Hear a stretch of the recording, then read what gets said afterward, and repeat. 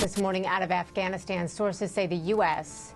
Is now completely pulling out all U.S. personnel from the U.S. Embassy in Kabul. In August of 2021, I received a phone call from a dear friend named Nezam. He's an Afghan commando, an Afghan Special Forces Sergeant, and he and his family were on the run as Afghanistan fell to the Taliban. And in that phone call, in that quiet moment that we were on the phone, he said to me, "Brother, I'm not afraid to die. I just don't want to die alone." And that set in motion a series of events of a team coming together, men, women who were volunteers, active duty, military veterans, civilians, and we called ourselves Task Force Pineapple. And Nezam and his family were passengers number one on the Pineapple Express. And all of the work, all of the volunteer spirit of this team and people like you who were rooting for us came together and helped passenger number one get to freedom.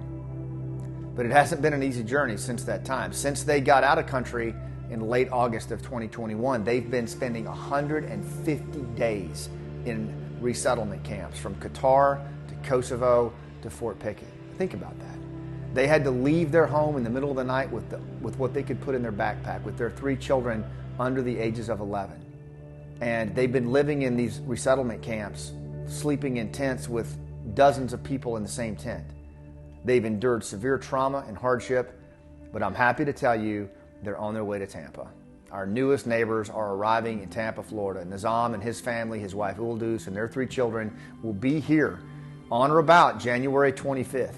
So we don't have a lot of time to welcome our new neighbors. But I can tell you this, Nezam, I have served with him in combat. I haven't seen him in 10 years. I can't wait to hug his neck. But what I can tell you, he's going to be an amazing leader in this country. He's going to work at the Hero's Journey.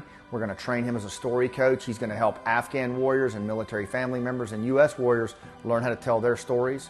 He's going to be an interpreter for the trauma work we're going to do for Afghans.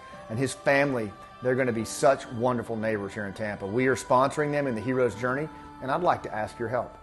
Because, you know, just like U.S. veterans coming home from combat, there are transitions that they have to do, except their transitions are even more profound. Think about it. They're coming with what they have on their back. They're going to need housing. They're going to need transportation. They're going to need clothes and things for their kitchen. We're estimating that we need to raise around $50,000 for them and in-kind donations as well. And we've started a website called settlenezam.com, and you can go there and be part of mobilizing the Tampa community and around the country, really, to step up and be part of Task Force Pineapple as we help this amazing national hero come home and settle in the Tampa Bay area. So if you would, please go to settlenezam.com, and the call to action is donate anything that you can. It would make a huge difference, or an in-kind donation would be appreciated. Thanks for what you do, and I'll see you on the rooftop.